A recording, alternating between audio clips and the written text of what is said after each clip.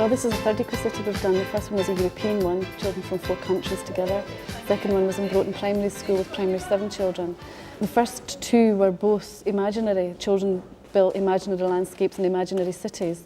This time we've given them an actual contour map and they've had to develop a real city. They've had to redevelop parts of Craigmillar and think about how they want the South East Wedge to look, what they want to be on it. The reason we do this is because we believe that children have got a valuable contribution to make to the development of safe and happy and healthy communities. We also believe that they've got a right to be consulted about the kind of environments that they want to live in and grow up in. And also we are always amazed at how surprised the adults are at how much children have achieved over the course of the project. And I think that begins to change adults' views about children's potential and what can actually be achieved with children. Okay, welcome to Craigmillar Children's Eco-City project. You're all here this week to build your ideal Craigmillar of the future. Now Wimpy, Antonio actually works for Wimpy, he's here. Wimpy have been very, very kind and said that in order to make you feel like proper builders and planners, they've got a helmet for each of you, which you're allowed to keep. So there's the south, there's the east, and this here is the southeast wedge. It's a wedge shape going into Edinburgh, okay? That's why it's called the southeast wedge. So there's Castlebrae School, and there's the castle. Yeah, I'm Howard, I'm an architect, and I work with ecological design. Well, the purpose of the project is multifold. First of all, obviously, it's an educational tool for the children where they bring everything together in terms of trying to design a city and also trying to do it with making as minimum an impact on the environment as possible. There's an educational aspect to it, but also in this particular case in Craigmillar, it's a way of engaging in dialogue with what's actually going to happen here, the people who are planning this for the future. And also it's a catalyst for the local people to have a say. Hayley, how do you spell Hayley? First of all, we've been getting the kids to know each other in groups, and that was the most important thing because they're all from different primary schools.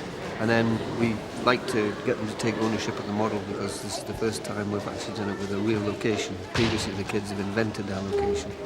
So it was very important for them to actually get stuck in and do something very active as early as possible in the day. So if we started out with a white model and we've ended up painting it green. It's a pretty puce green, so we hope we'll improve on that. Much more interesting colours for interesting reasons as the week goes on. We've left some of the bits in white there. Now, the idea is they get the choice to deal with the new buildings and the old buildings, and if they wish to start messing about with what's there already, knocking things down, improving whatever, then they get the option to do that. But we're going to leave it white unless they decide they want to deal with it, and then it'll start to look coloured. My name is Drew Mackey. I'm really here to look after the urban design aspects of this. Howard and I form a kind of double act where he does the ecological design and I'm mainly involved with the urban design, the actual place-making parts of the exercise. Right, the next bit you've got to do is to decide what's going to go into the eco-city, what sort of buildings you're going to have, etc. Now, each of the schools has already had a session where you decided all the good things and all the bad things and all the good ideas for the city. And what we want to do, we've brought all these together into these sheets from all the schools, and we'd like each group to discuss those, all right? And add any extra ones that you don't think are there. I think the importantest thing is the flowers, to make the place look nice. Smell, land of living, water from the shed, what's made there. So is there any you want to add to this? That's not fair, No? I don't think so. So They take it to a big hole in the ground and bury it. What? No, it's a bad thing. I think we should recycle bucket made. The background to the Eco-City model is a collection of adults who each have come from different places. Task Agency have come from an interest in involving children in decision making in their lives, about listening to their opinions. Our partners in that, Howard and Drew, are architects and urban designers who have an interest in helping communities generally influence what happens to them. So their expertise and our expertise together have created a way of re-looking at urban renewal or planning to help people take part in something that affects their everyday lives. so that when people like us move away, they actually feel a sense of ownership and involvement in what's happening to their community. So we need to think about how we're actually going to work with each other this week so we don't have any problems, or as few problems as possible. So what we need to do is we need to think up some ground rules for this week. The children help to decide the ground rules for this week. No fighting, no swearing, no shouting out, no farting indoors, no smoking.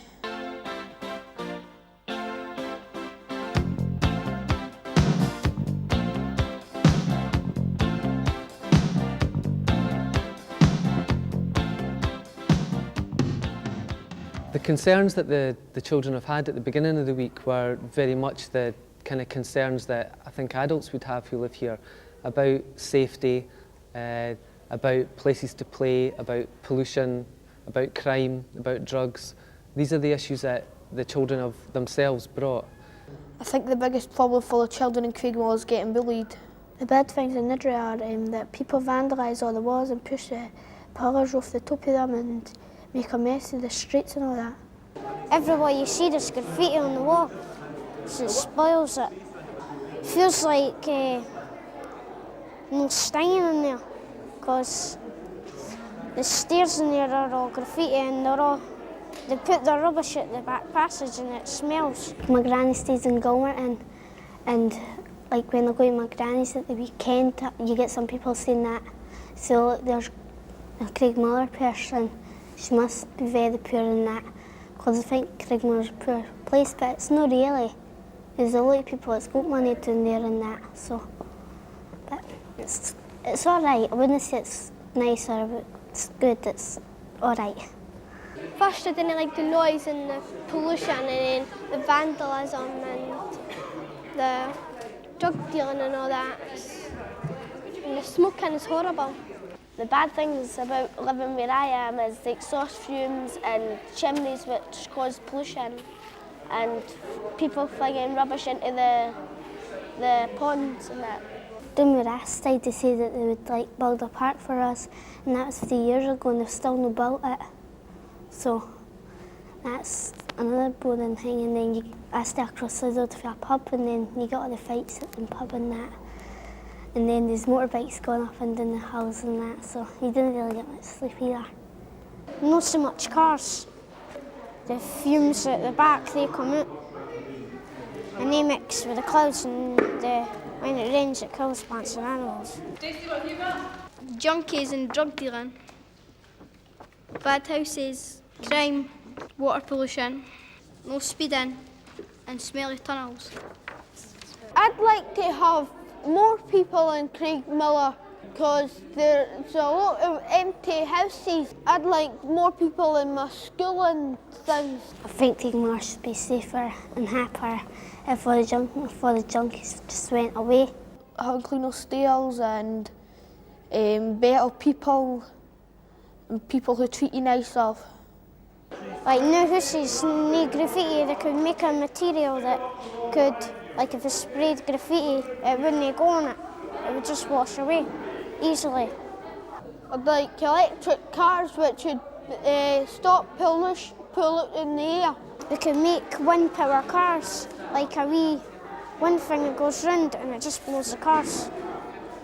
So no engines, and the car will be lighter. So they can turn it off on a windy day and then the wind would just blow them. And what they've done is thought creatively about how to tackle those issues. So they are thinking about where people work, where people play, how people spend their time, how they can make money and have a decent life. An electrical right in the middle there. We've got to have a secondary school here and a primary school here. We've got to have a big adventure park here, and we've got to have some shops down there and some houses down there, and right in the corner there's got to be a recycling park, and this land here's got to be all vegetables, and here's where the wool factory is. This is where the corn is, and that's a cycle park, and that comes for everybody's, and that comes right around and it goes for everybody's thing. The school has to be close to the house. Primary school, about there.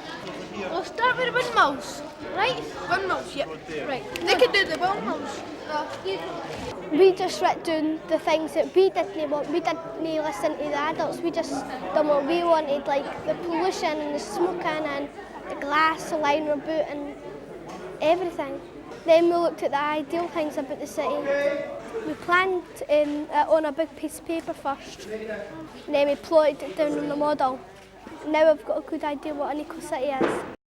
It's a good city, a clean city, and it's a brand new one. We're putting the stuff on what we think should be on it. We're putting chocolate factories and farms and bike tracks and all that.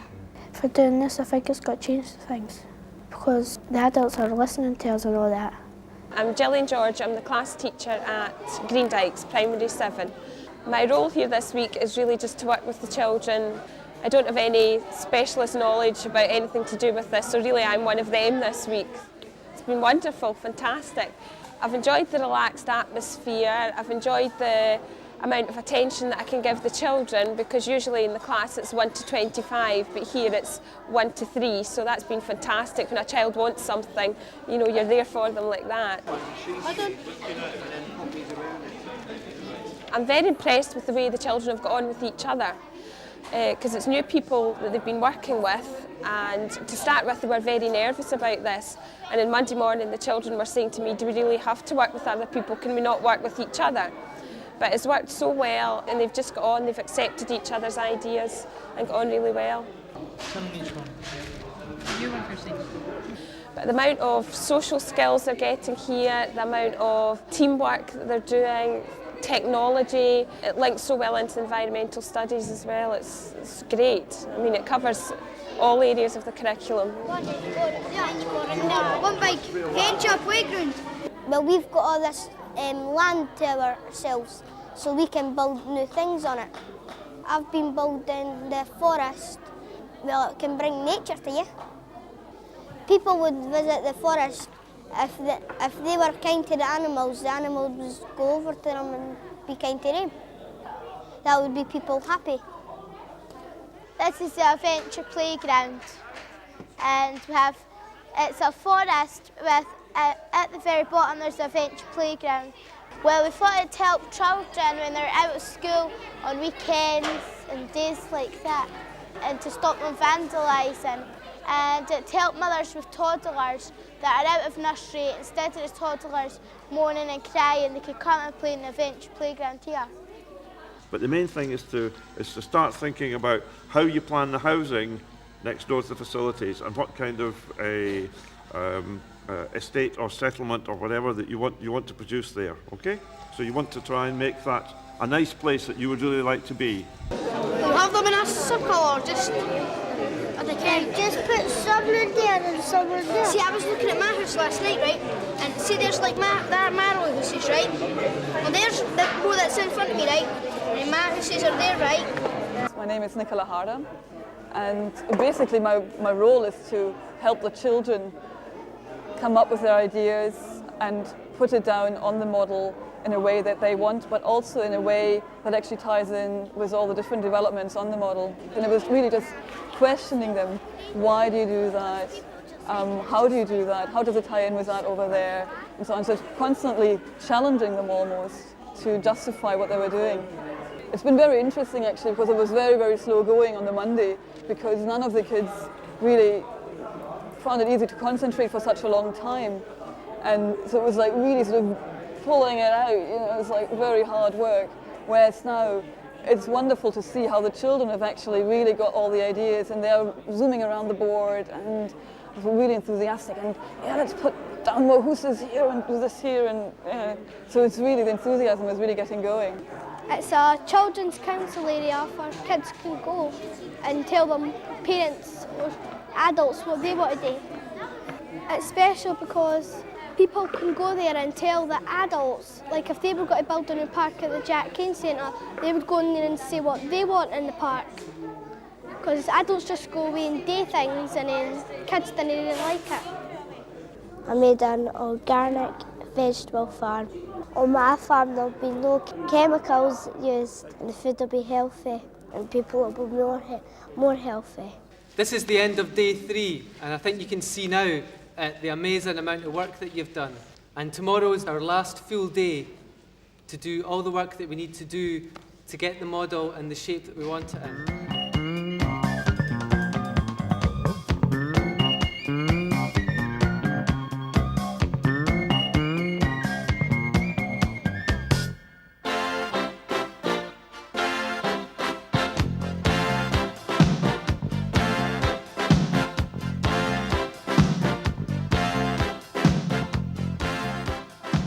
My name's Andy Bremner, and I'm here as one of the adult team to help the kids work on the EcoCity project. I live locally, and I was hoping that our kids, the local kids, would come up with something that was at least as good as the other EcoCity projects, and it seems that they are. There are individual pieces that have been put on this model that surprise me, that knock me out. Hospitals designed in the shape of H for hospital and a heart-shaped building for the heart unit. Things like that. Their attention to detail as well is wonderful. I'm slightly sceptical of what concrete effects might come from this, whether things will happen because they've been put on this model. But overriding my cynicism or any scepticism is the fact that the kids are learning these things, and it's the only way that any change will happen is if they do start a process of learning about it. So I have entered this, not negatively, but with an air of scepticism, thinking, but this is never going to happen. But as I've stopped and thought about it and worked with the kids, I think there is no other way that it will happen unless they have processes like this.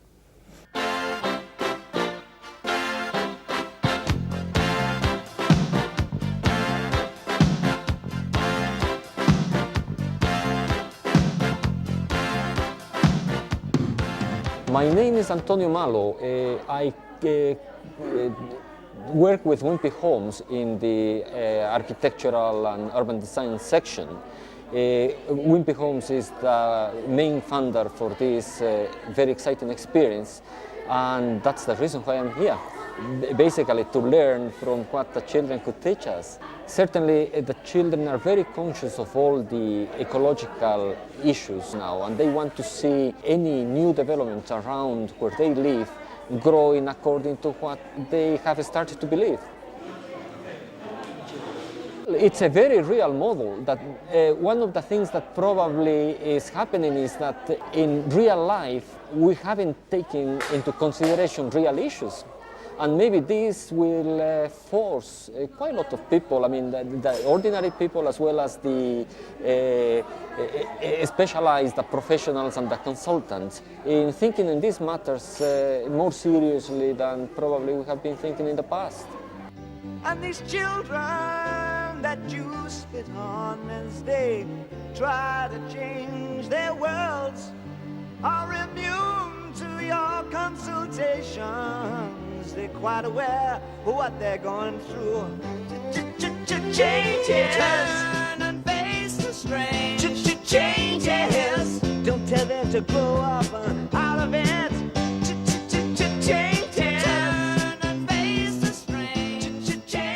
My name's Susan Cranswick. I'm a manager of Friends of Craig Miller, and we're responsible for commissioning the EcoCity project.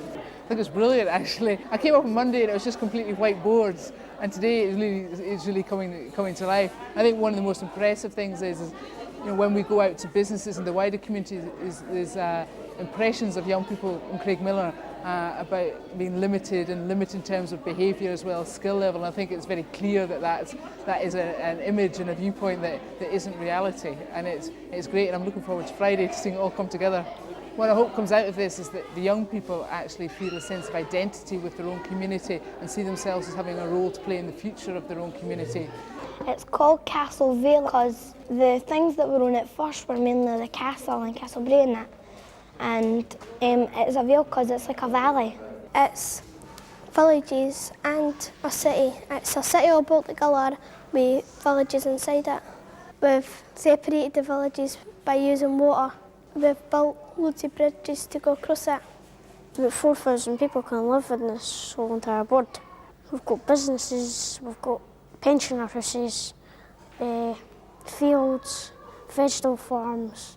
Well, we've got everything. We've got primary schools, community areas, houses, police stations, fire stations. We've got Eco City College.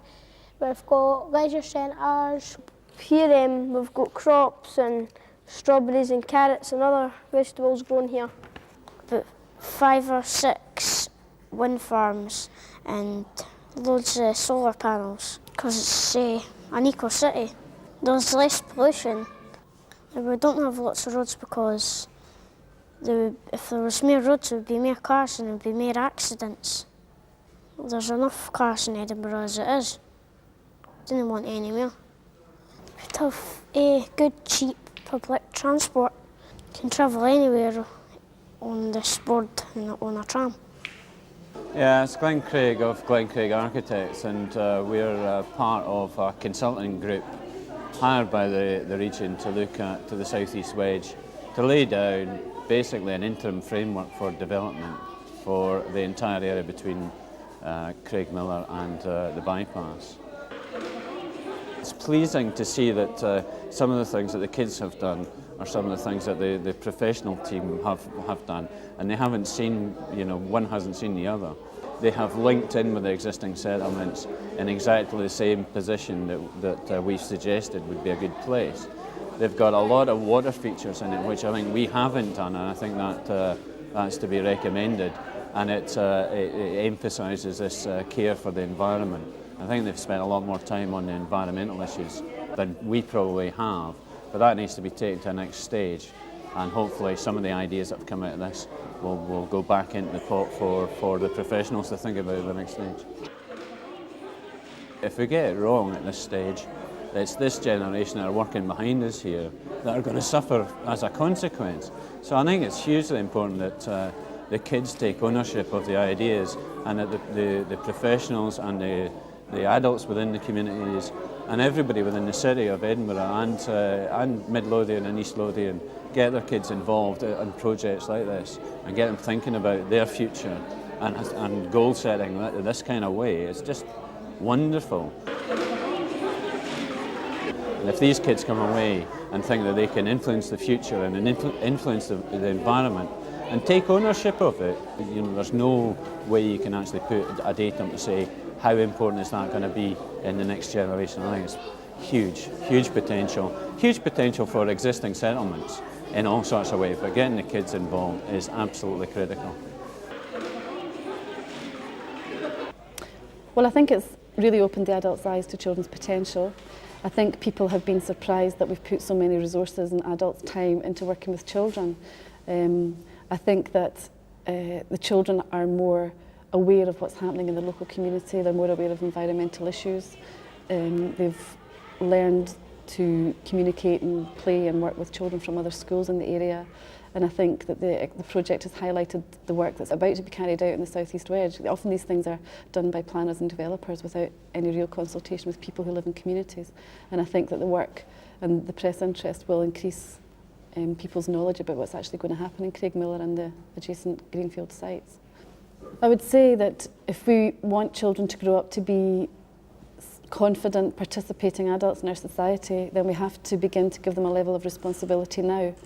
And these children have proved that they are able to participate in a project that's fairly complex, but which also gives them a stake in their own communities. And I think they've demonstrated that they have serious views and issues and that they should be taken seriously. And that if we want children to look after and feel involved in their community, then this is a way to do it that's very successful. I think adults should come here and listen to the kids to see what we want. I think it would be better for us in the future. It's children's ideas, and children have got the right to speak as well as adults. Because adults have always got the right, and children are just like people who play about in that, and we want to make everybody hear what we've got to say about stuff, and our ideas will work better. I think adults should listen to our ideas because they could die in a couple of years and we've got a whole life out in front of us.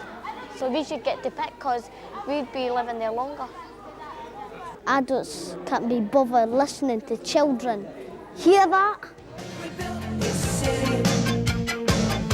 We built